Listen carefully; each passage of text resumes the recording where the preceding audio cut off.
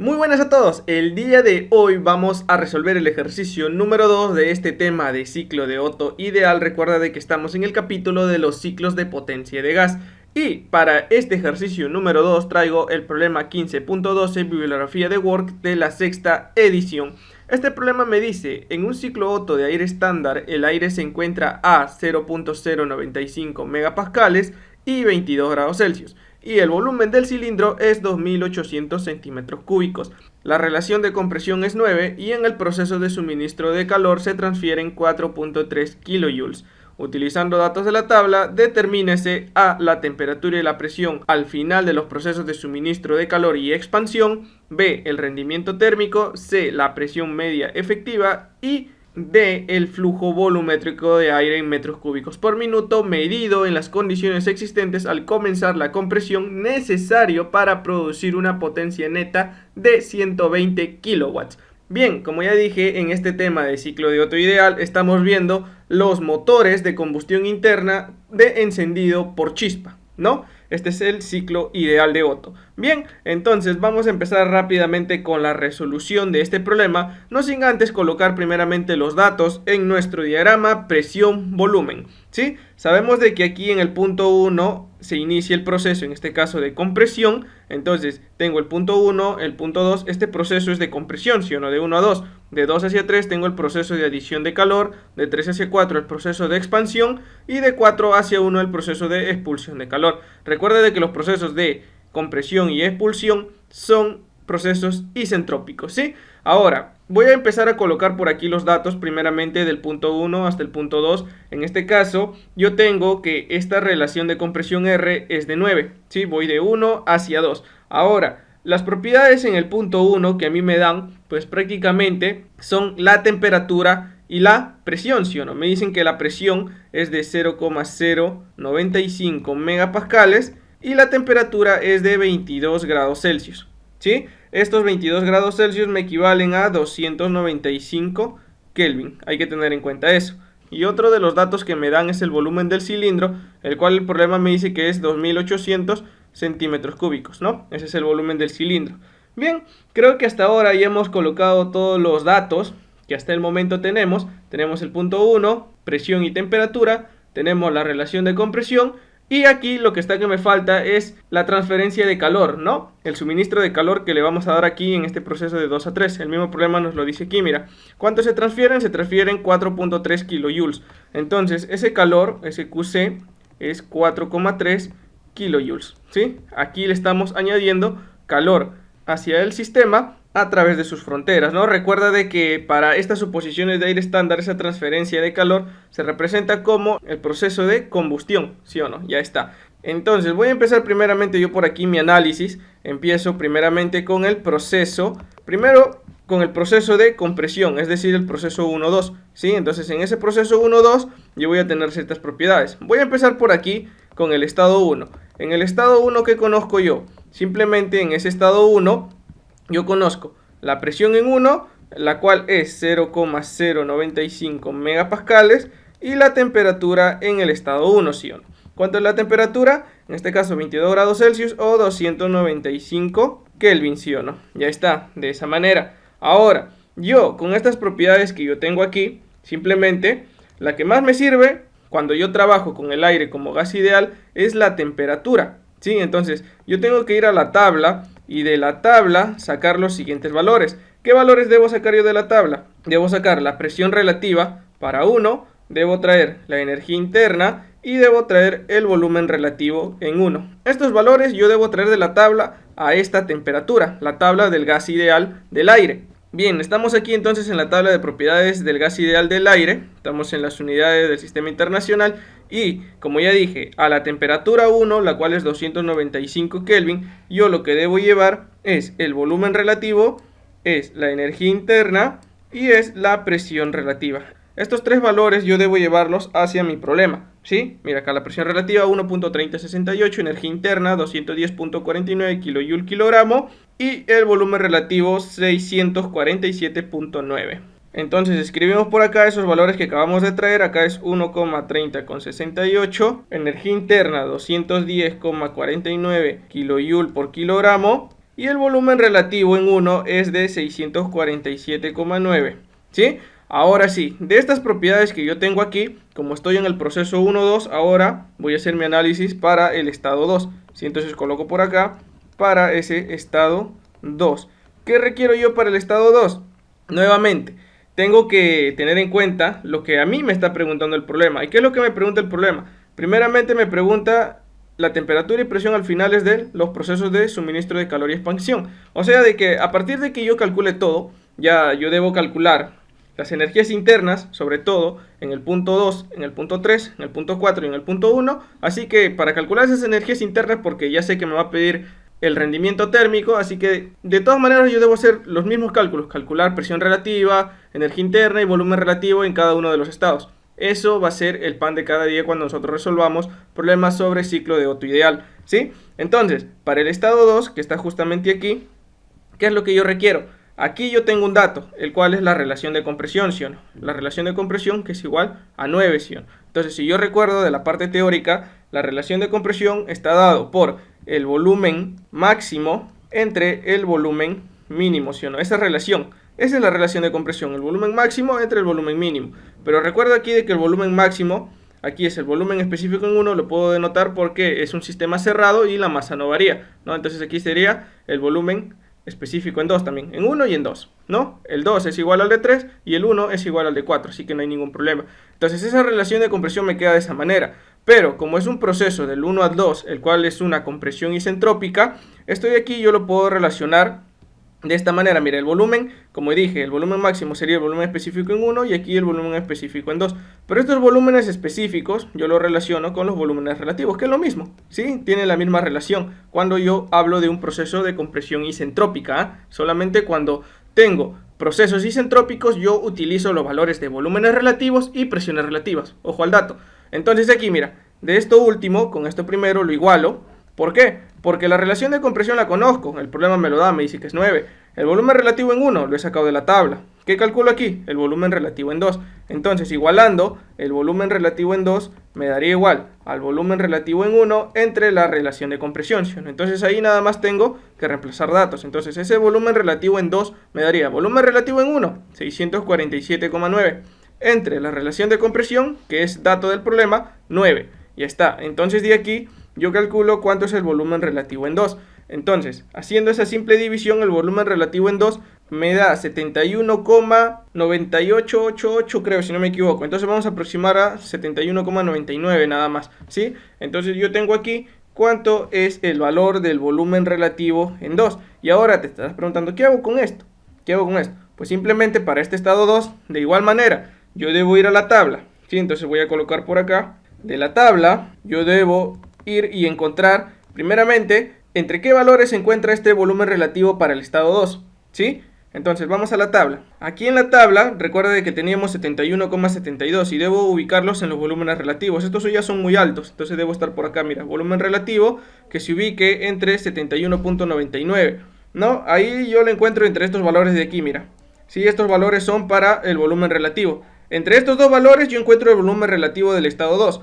Entonces, si se encuentran entre estos valores, yo necesito hacer una interpolación simple, ¿sí o no? Entonces necesito llevar la energía interna, aquí, que está comprendido también entre estos dos valores, necesito llevar aquí la presión relativa y, sea el caso, el cual yo tengo que llevar aquí la temperatura para el estado 2, ¿sí o no? Entre estos dos valores también yo lo voy a encontrar contenido, ¿sí? Entonces, de estos valores yo necesito crear una nueva tabla, la cual lo voy a hacer ahora para poder interpolar estos valores que yo tengo y obtener las propiedades o valores que yo quiero para el estado 2.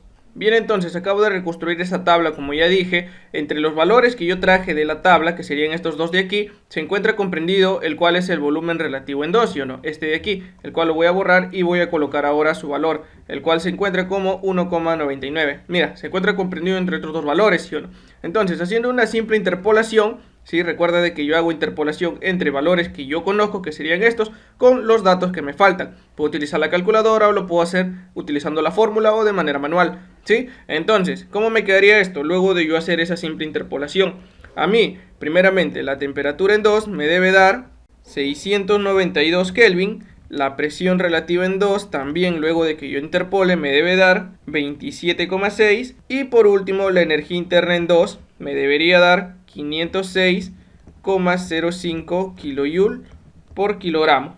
De esta manera, lo que más me interesa a mí aquí es para el cálculo del rendimiento térmico, es este último valor, ¿sí? La energía interna, ¿sí? Lo voy subrayando aquí. Entonces, una vez hecho esto, yo voy a calcular cuánto sería la presión para el estado 2. Entonces, de esta manera, yo he calculado aquí, mira, la temperatura, me falta la presión.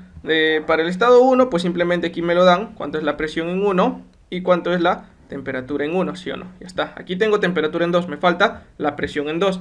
La presión en 2 lo voy a necesitar para el siguiente proceso, el cual sería de 2 a 3, ¿sí? Entonces, como es un proceso de compresión isentrópica, recuerden que estoy trabajando todavía entre el estado 1 y 2, ¿sí? En ese proceso 1-2, entonces, la presión en 2 entre la presión en 1 sería igual a la presión relativa en 2 entre la presión relativa en 1, ¿sí? Entonces, yo conozco estos valores, yo aquí lo único que hago simplemente sería despejar cuánto es la presión en 2, ¿sí o no? Sería la presión en 1 multiplicado por la presión relativa en 2 entre la presión relativa en 1, ¿sí o no? Entonces aquí, la presión en 2 sería la presión en 1. ¿Cuánto es la presión en 1?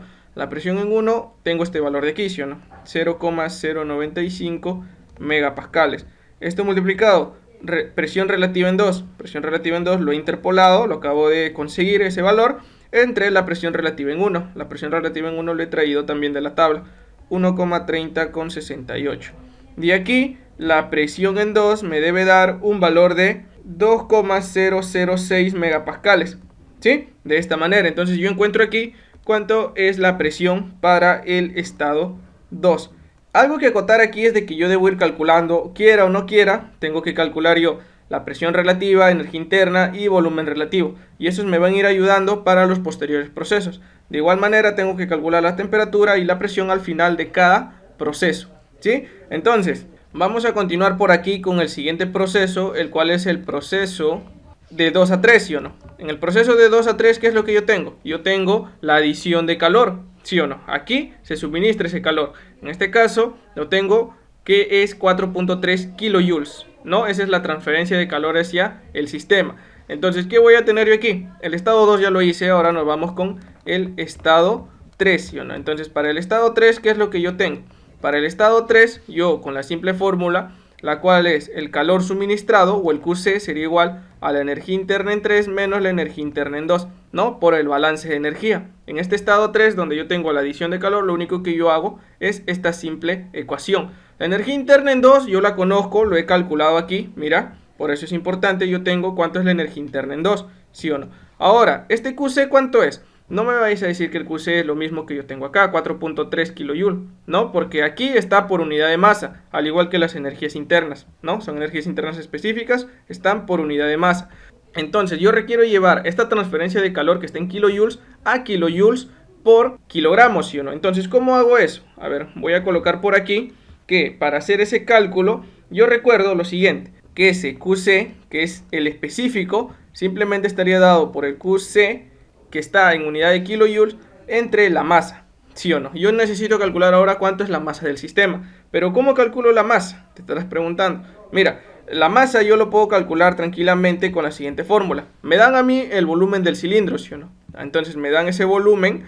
Ahora, ese volumen está dividido entre el volumen específico. ¿Pero volumen específico en qué punto? El volumen específico máximo debe ser, ¿sí o no? Entonces aquí debería ser el volumen específico para el estado 1. Entonces, de esa manera yo encuentro aquí cuánto es la masa, ¿no? Y al conocer aquí cuánto es QC, 4.3 kJ, calculo de esta ecuación de aquí la masa, simplemente me quedaría reemplazarlo y obtener cuánto es este calor que se le transfiere a este sistema, ¿sí o no? Cuando está, que me debe quedar en unidad de kilojoule por kilogramo. Entonces, esa masa me quedaría de la siguiente manera. ¿El volumen cuánto es? Como ya dije, es 2800 centímetros cúbicos. ¿Sí? Pero esos centímetros cúbicos hay que pasarlos a metros cúbicos. Por lo tanto, un metro son 10 a la 2 centímetros y esto lo elevo al cubo. De esa manera, para que se me puedan simplificar. Esto dividido, volumen específico en 1. El volumen específico en 1 es simplemente, lo calculo, a ver, voy a colocar por acá otra vez otra ecuación. Simplemente está constante universal, temperatura en 1 entre la presión en 1. ¿Sí o no? Entonces, la constante universal ¿cuánto es? 0,287, que está en kilojoule, kilogramo, Kelvin. De esa manera, ¿sí o no? Esto multiplicado por la temperatura en 1. ¿Cuánto es la temperatura en 1? La temperatura en 1 es 295 Kelvin. Esto dividido entre la presión en 1. La presión aquí debe estar en kilopascales. Entonces, como yo tengo 0.095 megapascales, pasándola a kilopascales, nada más sería 95 kilopascales. De esa manera. Entonces, de esta manera, yo luego de que calcule, simplemente me queda operar nada más y simplificar unidades. Aquí ya me debe quedar en kilogramos, ¿sí? En kilogramos me debe quedar. Porque metros se van a simplificar los Kelvin, los kilojoules se van a simplificar y así dejándolo en estas unidades que te estoy diciendo, me debe quedar la masa, un valor de 31,42 por 10 a la menos 4 kilogramos. De esa manera a mí me queda cuánto es el valor de la masa contenida en el cilindro, ¿sí? Eso lo hallamos con esta relación de aquí, volumen entre volumen específico, ¿no? De la misma manera, ¿no? Cuando yo quiero hallar el volumen específico, simplemente sería el volumen entre la masa, ¿sí o no? Metro cúbico por kilogramo. De esta definición sale esta, así que no hay ningún problema. ¿Y por qué estoy tomando aquí el volumen específico en 1? Te estarás preguntando. Me están diciendo que el volumen del cilindro es 2800 centímetros cúbicos, por lo tanto, el volumen contenido sería el máximo, ¿no? No sería la diferencia, sería el volumen máximo, el cual sería el volumen específico en 1. De esa manera yo despejo y lo único que hago es reemplazar valores que yo conozco. Entonces, de esta manera yo encuentro cuánto es la masa. Por lo tanto, ese QC, ¿cómo me quedaría? El QC me quedaría el calor, que está en kilojoules, 4,3 kilojoules, dividido entre la masa, ¿no? Tranquilamente me queda hacer esa operación por 10 a la menos 4 kilogramos.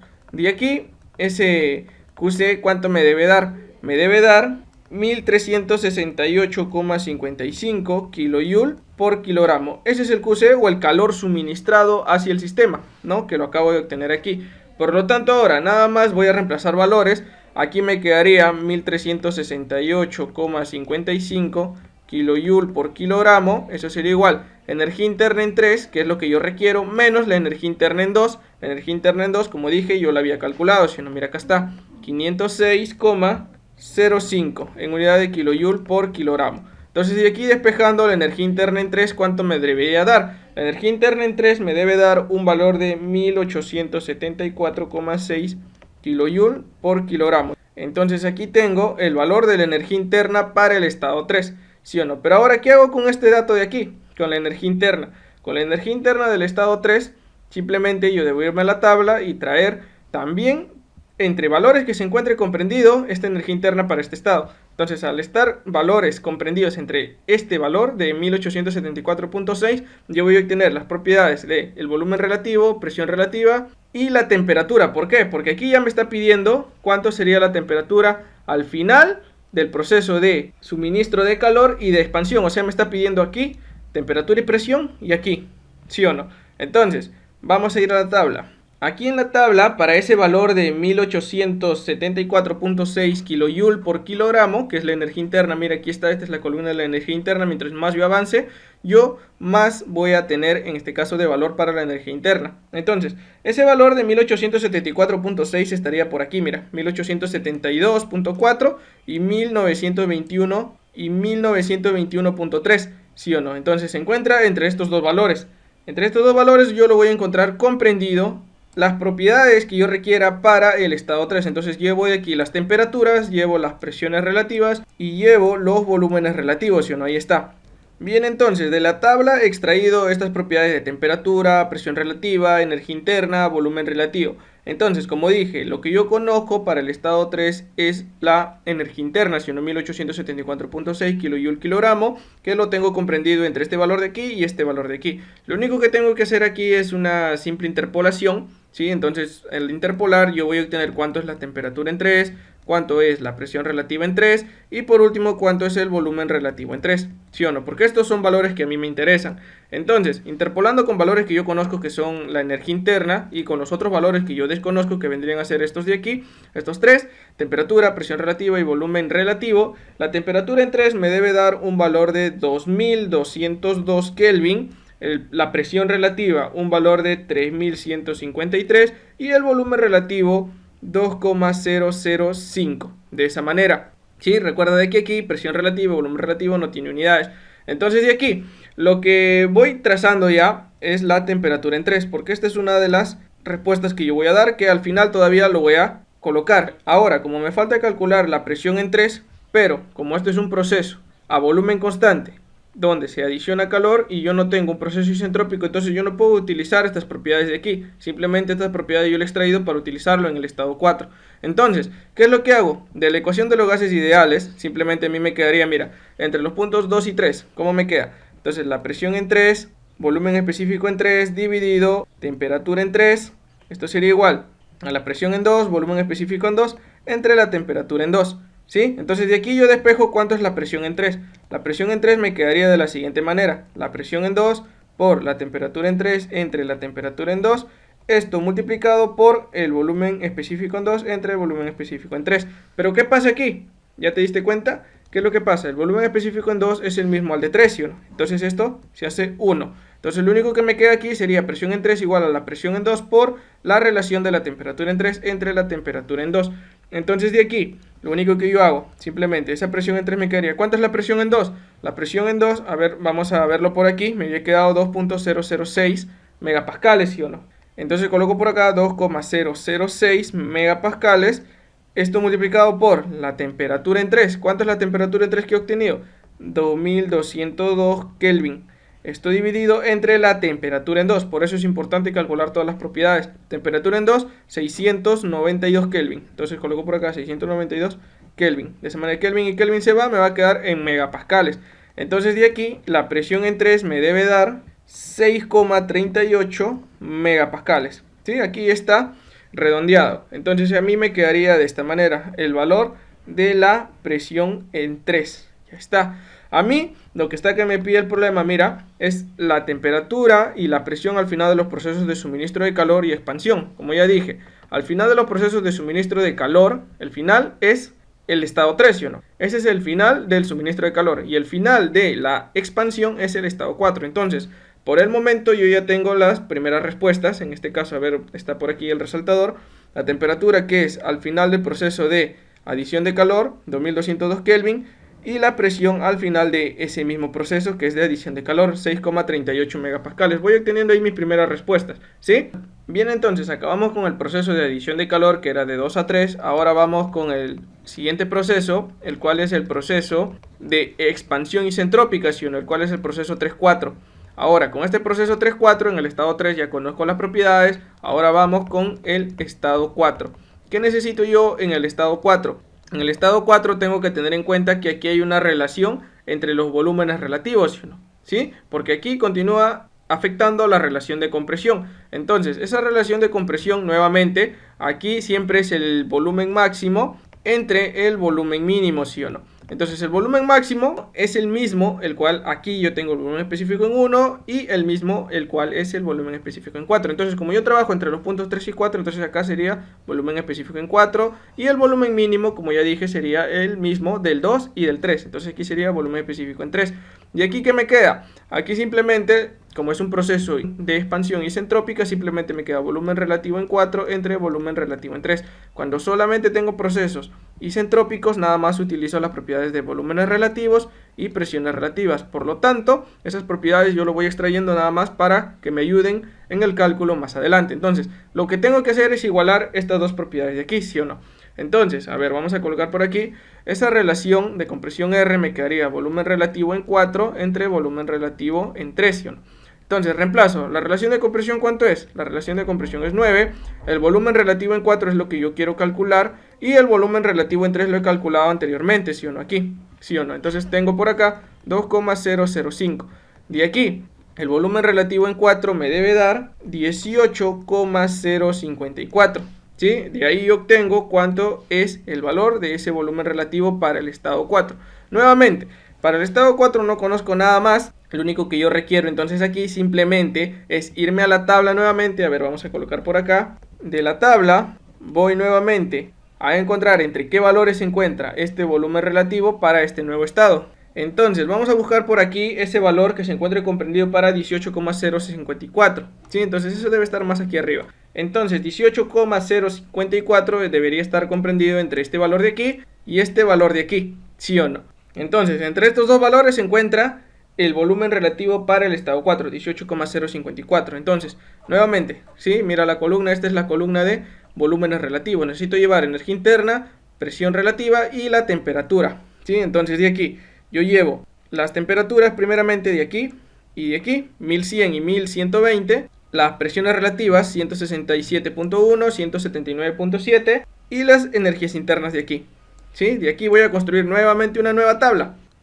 Bien, entonces, acabo de construir aquí una nueva tabla para los valores que yo acabo de traer, en este caso de la tabla. No tengo acá para los volúmenes relativos comprendidos entre estos dos valores. Este es el volumen relativo que yo tengo para el estado 4, ¿sí o no? Se encuentra comprendido entre esos dos valores, entonces aquí lo único que me queda es hacer una interpolación simple para encontrar los valores que yo requiero. En este caso sería la temperatura en 4, la presión relativa en 4 y la energía interna en 4. De esta manera, ¿sí? Entonces, haciendo esas interpolaciones, la temperatura en 4 me debe dar 1117 Kelvin, la presión relativa en 4 me debe dar 177,6 y la energía interna en 4 me debe dar 859,89 en unidad de kilojoule kilogramo. De esa manera, entonces aquí yo tengo cuánto es la temperatura para el estado 4. Mira, ahí lo tengo.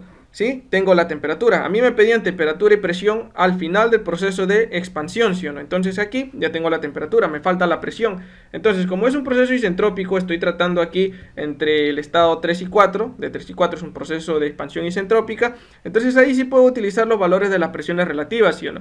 Entonces, la presión en 4 entre la presión en 3. Recuerda que siempre se trabaja entre estos puntos cuando yo trabajo con presiones relativas. Eso sería igual a la presión relativa en 4 entre la presión relativa en 3. Y aquí despejo la presión en 4, ¿cómo me queda? La presión en 3 por la presión relativa en 4 entre la presión relativa en 3, ¿sí o no? Entonces, esa presión en 4 me debe dar, la presión en 3, ¿cuánto es? Lo he calculado por aquí, mira, 6,38 megapascales. Entonces coloco 6,38 megapascales, esto multiplicado, presión relativa en 4. ¿Cuánto es la presión relativa en 4? Lo acabo de calcular, ¿sí o no? 177,6 entre la presión relativa en 3. Presión relativa en 3 también extraje su valor aquí, mira, ahí está. Entonces esa presión relativa en 3 es 3153, ¿sí o no? Entonces coloco por acá 3153. Entonces de aquí lo único que me queda es operar y la presión en 4 me debe dar 0,359 en unidad de megapascales. Esto lo puedo dejar en 0,36 megapascales, pero lo estoy dejando con una aproximación de 3 decimales, ¿sí? Entonces aquí yo tengo cuánto sería la presión en 4. Y con esto yo ya tengo resuelto todo el problema. Te vas a dar cuenta por qué. A pesar de que con esto de la misma manera yo he obtenido cuánto es la presión y la temperatura al final del proceso de esa expansión isentrópica, simplemente que me pedía en el enunciado A, mira, en este enunciado A me pide la temperatura y la presión al final de los procesos de suministro de calor y expansión. Como ya dije, al final de los procesos de suministro de calor, el final es el estado 3 y el final del proceso de expansión es el estado 4. Entonces me pide la temperatura en 3, que ya lo tengo aquí, 2202 Kelvin, y la presión en 3, 6.38 megapascales. Y de igual manera, la temperatura en 4, 1117 Kelvin, y la presión en 4, 0.359 megapascales. Entonces el enunciado A ya lo tengo resuelto. Vamos con el enunciado B, el cual me pide el rendimiento térmico. Bien, entonces vamos por aquí con el enunciado B, el cual me pide el rendimiento térmico para este ciclo Otto. Recuerdo que ese rendimiento térmico está como el trabajo neto dividido entre el calor suministrado, ¿sí o no? Entonces, ese trabajo neto, por definición, está dado como el calor suministrado más el calor cedido. Recuerda que esto es una suma algebraica, ¿sí? Entonces, ¿a qué me refiero con suma algebraica? De que el calor suministrado está en positivo y el calor cedido me debe quedar en negativo, ¿no? Porque está expulsando calor del sistema. Entonces, ese trabajo neto lo encuentro de esta manera. El calor suministrado lo he calculado, ¿sí? ¿Cuánto es ese calor suministrado? O ese QC, que es el mismo, ¿sí o no? ¿Sí? Ese es el mismo de QC. Entonces, ese QC, que es el calor que se le añade al sistema, lo tengo por aquí, 1368.55 kilojoule kilogramos, ¿sí o no? Entonces coloco por acá 1368,55 kilojoule kilogramo. Ahora me falta el calor cedido. Entonces, ¿cómo calculo ese calor cedido? Ese calor cedido, nada más en el balance de energía aquí entre el estado donde se está expulsando, que sería entre 4 y 1, simplemente me quedaría la energía interna en 1 menos la energía interna en 4, ¿sí o no? Entonces, ese calor cedido, ¿cómo me queda? Energía interna en 1, ¿cuánto es? A ver, vamos a verlo. La energía interna en 1 tengo este valor de aquí, 210.49 kJ kilogramo. Entonces coloco por acá 210,49 menos la energía interna en 4. La energía interna en 4 lo he calculado al último, lo tengo acá 859,89, ¿no? Entonces coloco por acá 859,89. Entonces finalmente ese calor cedido me debe dar menos 649,4 en unidad de kilojoule por kilogramo, ¿sí? De esa manera. Entonces el trabajo neto, ¿cómo me queda? El trabajo neto nada más sería 1368,55 menos 649,4, ¿sí? Suma algebraica, ¿sí? Entonces este signo no afectaría en nada aquí, ¿no? Lo único que me queda es una diferencia. Entonces ese trabajo neto me debe quedar 719,15 kilojoule por kilogramo. Este es el valor del trabajo neto. Entonces ahora sí, esa eficiencia térmica de Otto simplemente me queda igual trabajo neto 719,15 entre el calor suministrado. El calor suministrado es 1368,55, ¿sí o no? Kilojoule, kilogramo, arriba y abajo se simplifica, ya no lo coloco. Por lo tanto, esa eficiencia térmica de Otto me debe dar igual a 0,52,5 o 52,5%, ¿no? Entonces aquí yo tengo cuánto es ese rendimiento térmico o esa eficiencia térmica para este ciclo Otto ideal, 52,5%. Bien, entonces resaltamos por acá esta respuesta. Ahora vamos con el enunciado C. El enunciado C lo que me pide, a ver, vamos a verlo. A ver, ya tenemos por aquí el B. El C me pide la presión media efectiva, ¿sí? Entonces esa presión media efectiva está dado como el trabajo neto dividido entre la diferencia entre el volumen máximo y el volumen mínimo, ¿sí? Entonces aquí coloco el volumen máximo menos el volumen mínimo, de esa manera. Ahora veo por aquí de que este trabajo neto está por unidad de masa, ¿sí o no? ¿Sí? Y al estar por unidad de masa, aquí estos volúmenes yo los puedo dejar en unidad de masa o puedo dejarlo nada más en unidad de metros cúbicos. Entonces, esto debería estar multiplicado por la masa. Entonces, la masa por el trabajo neto, que está por unidad de masa, ahí se simplificarían, ¿sí o no? Entonces, yo recuerdo de que ese volumen máximo, simplemente el mismo problema me lo da. ¿Cuánto es ese volumen máximo? 2800 centímetros cúbicos, ¿sí o no? Entonces, eso sería igual al volumen en 1, ¿sí o no? Aquí está. Aquí recuerdo que ya no es volumen específico, porque ya no está por unidad de masa. Entonces, ¿cómo me queda ese volumen en 1? Ese volumen en 1, como lo habíamos tratado, 2800 centímetros cúbicos. Esto sería lo mismo a 2,8 por 10 a la menos 3 metros cúbicos.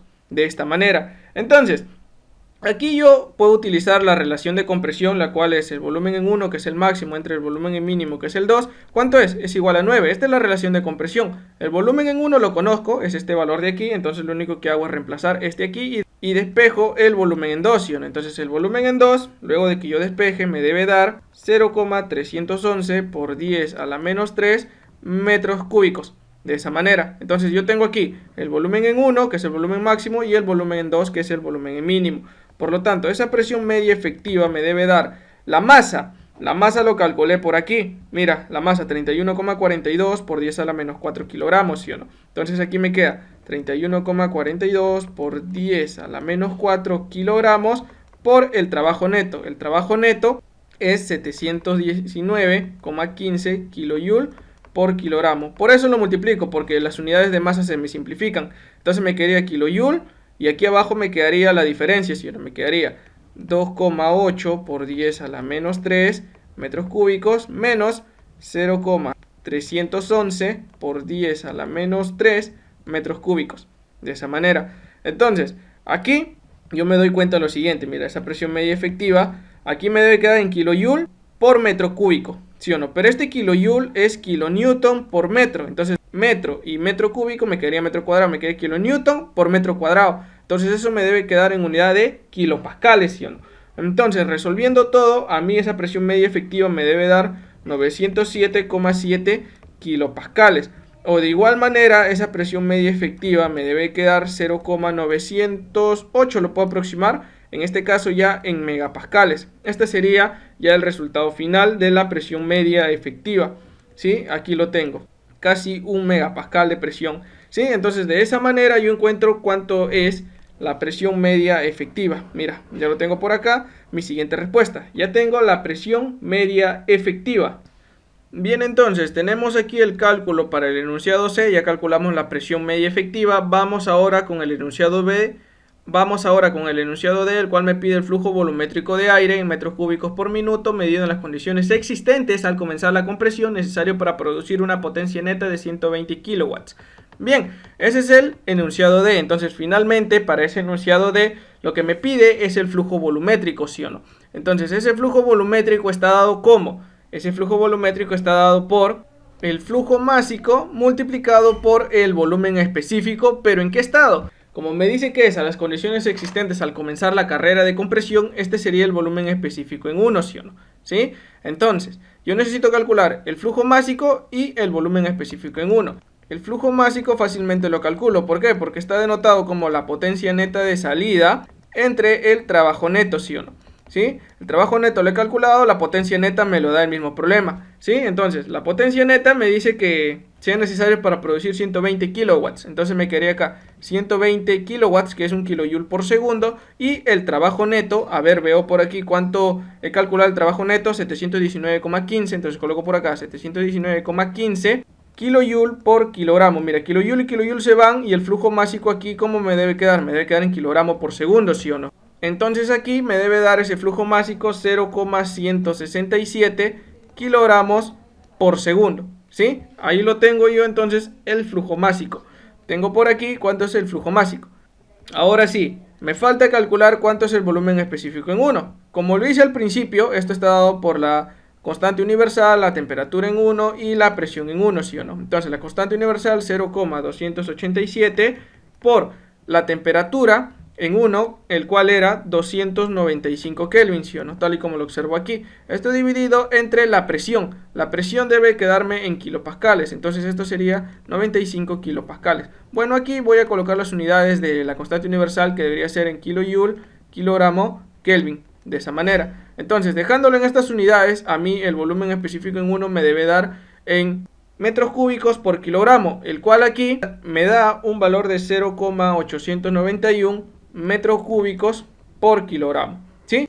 El flujo másico y el volumen específico. Entonces, como a mí me piden el flujo volumétrico, a ver, lo voy a poner por aquí abajo, ¿sí? Entonces, ese flujo volumétrico simplemente estaría dado por el flujo másico 0,167 kilogramos por segundo multiplicado por el volumen específico. ¿Cuánto es? 0,891 metros cúbicos por kilogramo. Mira, ahí se van. Kilogramo y kilogramo se van, me quedaría en metros cúbicos por segundo, pero a mí me piden en metros cúbicos por minuto. Entonces hago esa simple conversión de que 60 segundos es un minuto, ¿sí? De esta manera. Entonces, finalmente, este flujo volumétrico que me da en metros cúbicos por minuto, mira, segundo y segundo se van, metros cúbicos por minuto nada más me debe quedar ahora. Este flujo volumétrico me da 8,93 metros cúbicos por minuto. Entonces, de esta manera llego al último cálculo, el cual sería el flujo volumétrico necesario para producir 120 kilowatts al inicio de la carrera de compresión. Entonces tengo por aquí mi última respuesta, lo voy a sombrear, ya lo tengo por aquí. Flujo volumétrico 8,93 metros cúbicos por minuto, ese es para el enunciado D. Luego, para el enunciado C, presión media efectiva 0,908 megapascales. Enunciado B, lo que me pide es la eficiencia térmica 0,525 o 52,5%. Luego me ha pedido también para el enunciado A la temperatura y la presión al final del proceso de adición y expansión, ¿sí o no? Entonces sería temperatura en 3 0,202 Kelvin, presión en 3 6,38 megapascales, la temperatura en 4 1117 Kelvin y la presión en 4 0,359 megapascales. De esta manera hemos solucionado todo este problema correspondiente aquí a un ciclo de Otto ideal, un motor de combustión interna de encendido por chispa. Ya posteriormente vamos a ver el ciclo diésel, que vendría a ser en el encendido por compresión. Bien, entonces hasta aquí llegamos con la resolución de este problema 15.12.